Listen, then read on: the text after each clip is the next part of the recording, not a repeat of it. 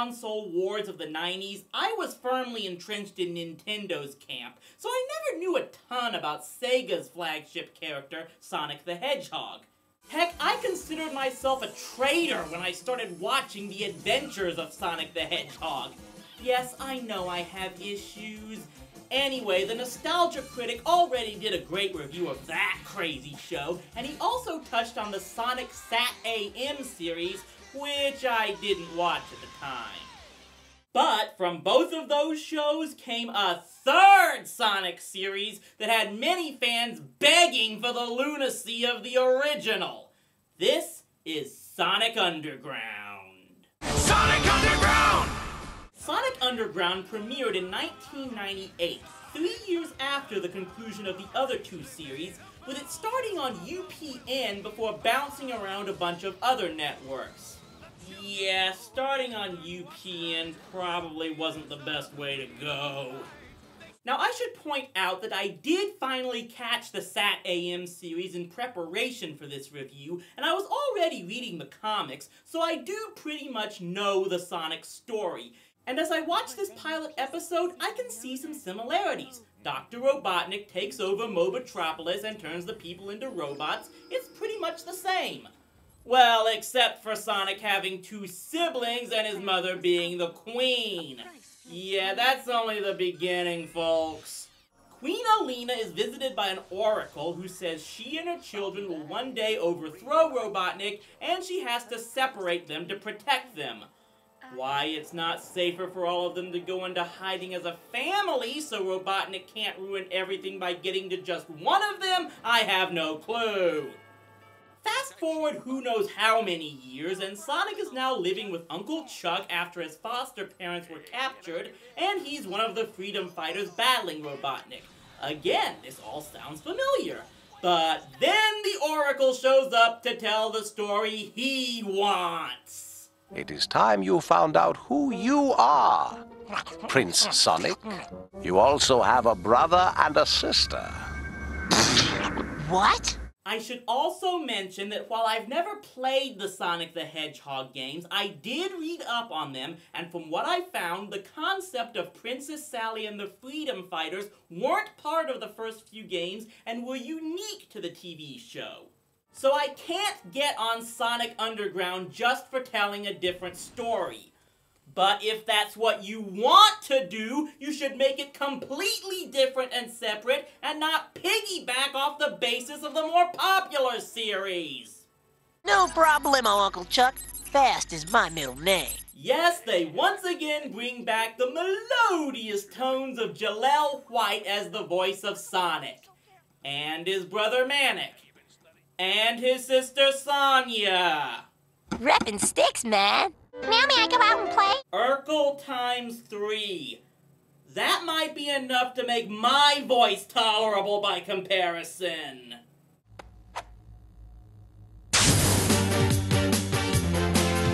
Oh no.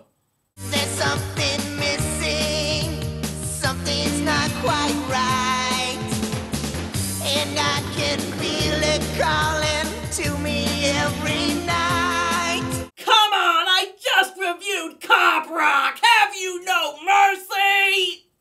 So as Sonic unites with his brother and sister through a rock concert, trust me, that's just the start of the ridiculous, Robotnik discovers who he is and that the prophecy may come true.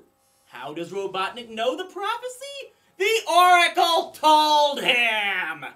Robotnik, your days of tyranny are numbered. One day, Queen Alina and her 3 children will form the Council of 4. On that day, your reign of tyranny will end. Okay, time out! Let's go back over this. The Oracle foresees the future of how the Queen's family can overthrow Robotnik. He has her go to the trouble of hiding from him, and then he face-to-face tells their enemy about his plan? That's just Incredibly stupid! I'm sorry, young hedgehogs. I'm afraid you are too late. Barrel. No! And, I may be partially to blame for it, I really suck at this. The three have to go on this vision quest / training course that takes another 2 episodes, while Robotnik tries to catch them through his 2 hired mercenaries, Sleet and Dingo.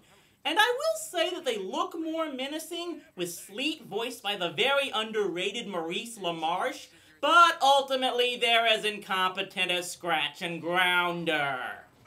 Go! You mean through the door there? No, through the wall, genius.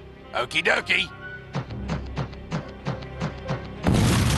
Sleet also has the transmogrifier from Calvin and Hobbes that allows him to transform Dingo into any object he needs. Oh, and Dingo has a crush on Sonya. That is so many levels of creepy that I won't discuss it any further. The first power is simple. The power of music. You're kidding. Yes, their powers are that as long as they work together, they can summon musical instruments that turn into weapons. I wish I was making this up.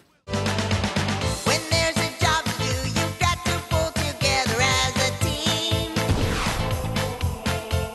Working together, that's how it should be. Working together, just you and me. Working together, whoa. So, once they learn harmony, the remaining episodes are, well, they're all over the place.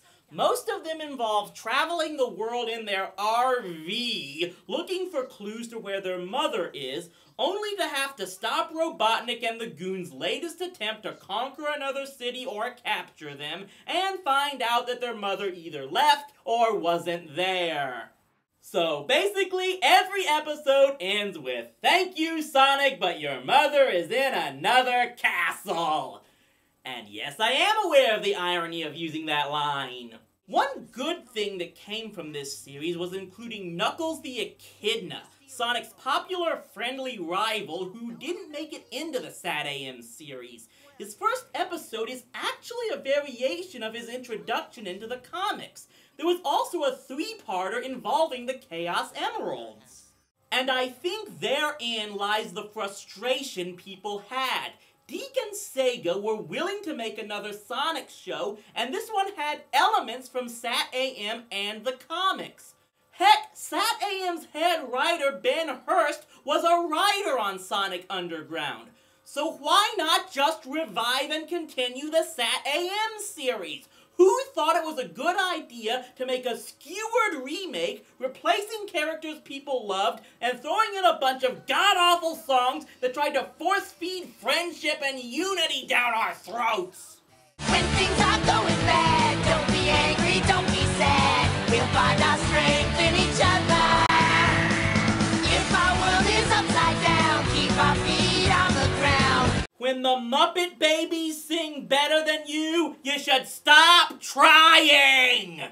This series actually lasted 40 episodes, and guess what? They didn't even resolve the main story arc in that time span. SatAM at least got its first arc finished in the 26 episodes it had. Ben Hurst never got the chance to revive his series before he died in 2010. However, given that Sonic X has lasted for 7 years and counting, it apparently has found a fan base. While Sonic Underground remains a show that many were glad to see up, over, and gone! It's not hard to see why a lot of Sonic fans dislike this series. The story is like something a fanfic writer would do, taking the concept of the popular show and then veering it in another direction. Plus, we get bad musical numbers and plot elements that are almost, if not more goofy than what was seen in the first Adventures series. It seems to be the ultimate example of producers making what they want rather than what the fans wanted. And now, after all the bad TV music I've had to put up with over the past few weeks, I'm gonna go find something that's at least less annoying. Like maybe Hannah Montana! See you next time on TV Trash.